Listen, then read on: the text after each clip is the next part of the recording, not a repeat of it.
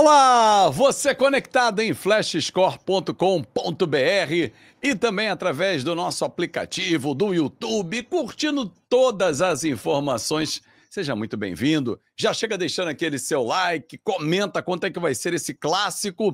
São Paulo e Corinthians é um clássico diferente em São Paulo que mexe com a rivalidade de dois grandes times. Então já compartilha para geral e, claro, se inscreve no nosso canal do YouTube. E o presente que eu trago para você é o QR Code que pinta aqui no cantinho da tela, é o nosso aplicativo 0800, baixe Flash Score na loja do seu celular. Eduardo Gerac, mais uma rodada, a 15ª agora, e um clássico pesado nos embalos de sábado à noite. Um São Paulo próximo da zona de rebaixamento e um Corinthians meio de tabela. O que esperar desse jogão? Tudo bem, Edu? Olá, Fábio, tudo bem sim? Um abraço a você, a todas e a todos que nos acompanham aqui na Flash Score. Sem dúvida, né? Tecnicamente falando, o São Paulo está na zona de rebaixamento se a gente for ver aquela coisa dos pontos perdidos, né? Porque tem time ali abaixo que está com menos jogos do que ele. Mas, enfim, o Tricolor tem que vencer ou vencer, né? Diante da sua torcida, sempre lembrando que aqui em São Paulo os clássicos têm torcida única, então só teremos São Paulinos no Morumbi sábado à noite.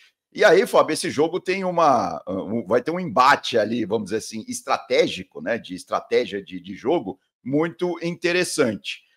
Será o terceiro jogo do Crespo no comando do São Paulo. Ele que na última rodada, no meio de semana, lá em Bragança Paulista, o São Paulo até que conseguiu segurar bem o Bragantino. Realmente o São Paulo foi superior ao Bragantino, o Bragantino que está lá em cima da tabela, né?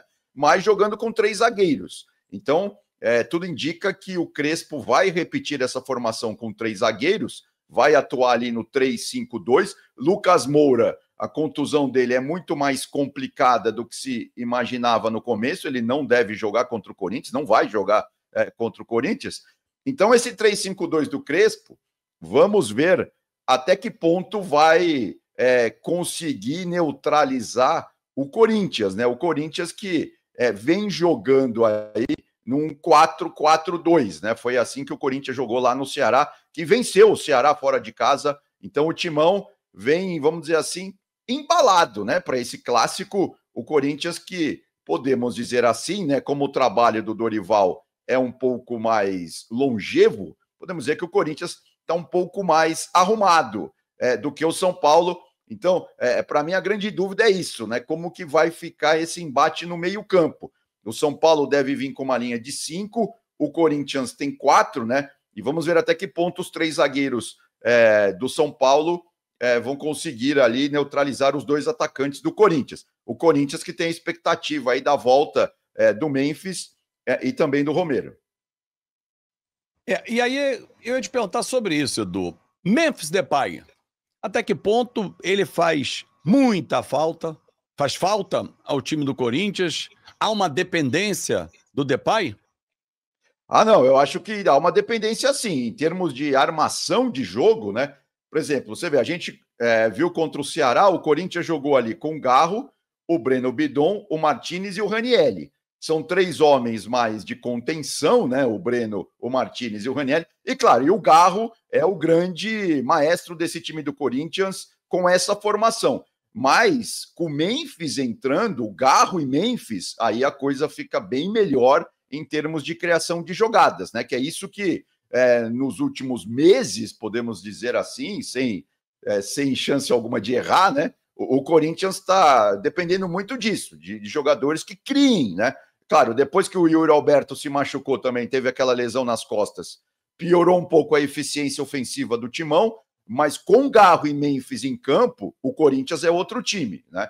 Ou seja, e é claro que assim, eu acho que dá para dizer que o Corinthians depende do Memphis, mas depende também do Garro, né? Então o Garro também que teve contusões, né, nesses últimos meses, tá voltando agora praticamente, mas com o Garro 100% e o Memphis 100%, o Corinthians muda de degrau, vamos dizer assim, em termos de organização ofensiva, né?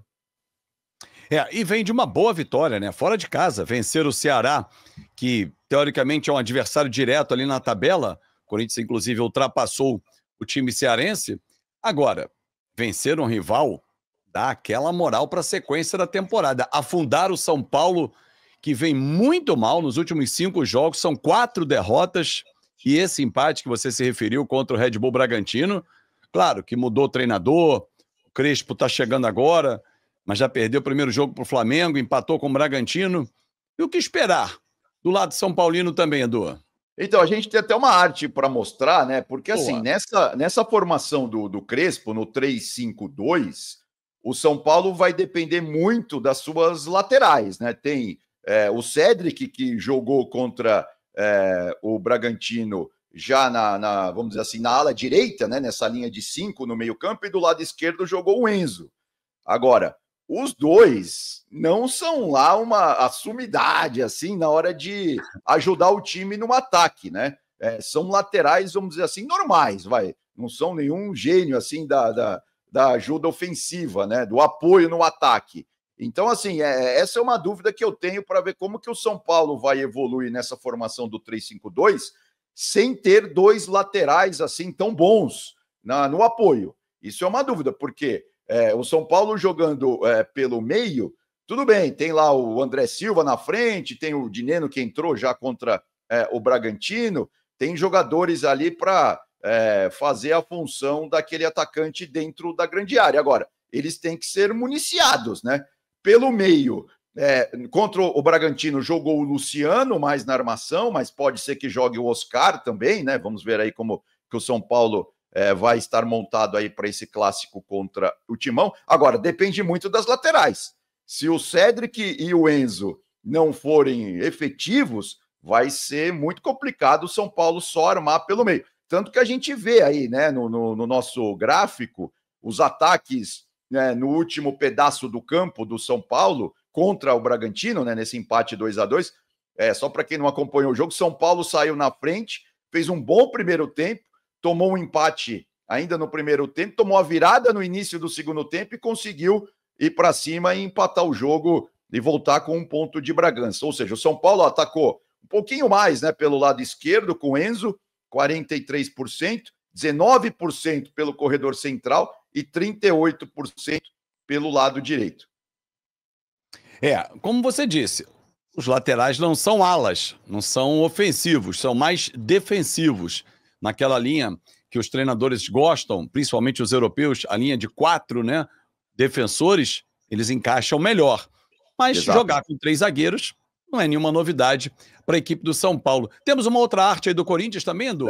Então, o Corinthians é aquilo que a gente estava conversando, né? O Corinthians... Mágico.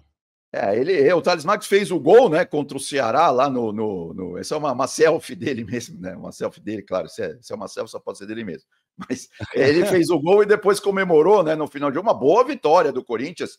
Vencer o Ceará lá nem sempre é muito simples, né? E aí, qual que é o pulo do gato aí no caso do Timão? O Corinthians está conseguindo ser eficiente lá no ataque, mesmo com a saída do Yuri Alberto. A gente tem aqui na tela, né, Fábio, o mapa de chutes a gol do Corinthians exatamente nessa partida aí contra o Ceará.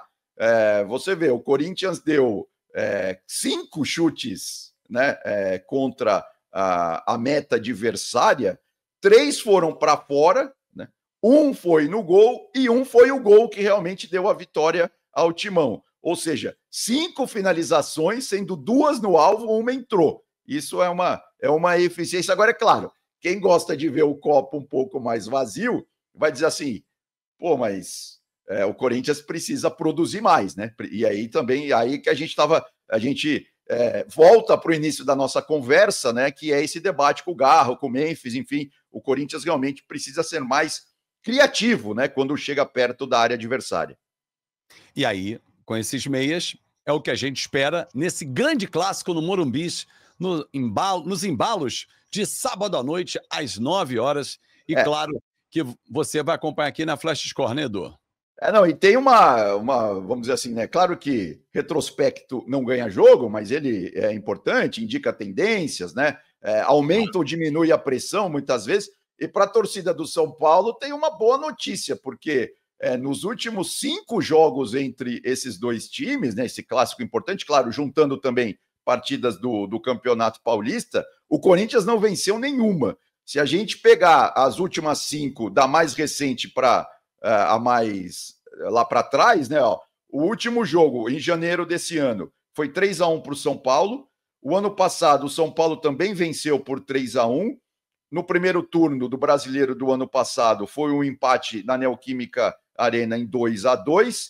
E aí, lá em 2024, teve uma vitória do São Paulo por 2-1 ainda, né? No ano passado.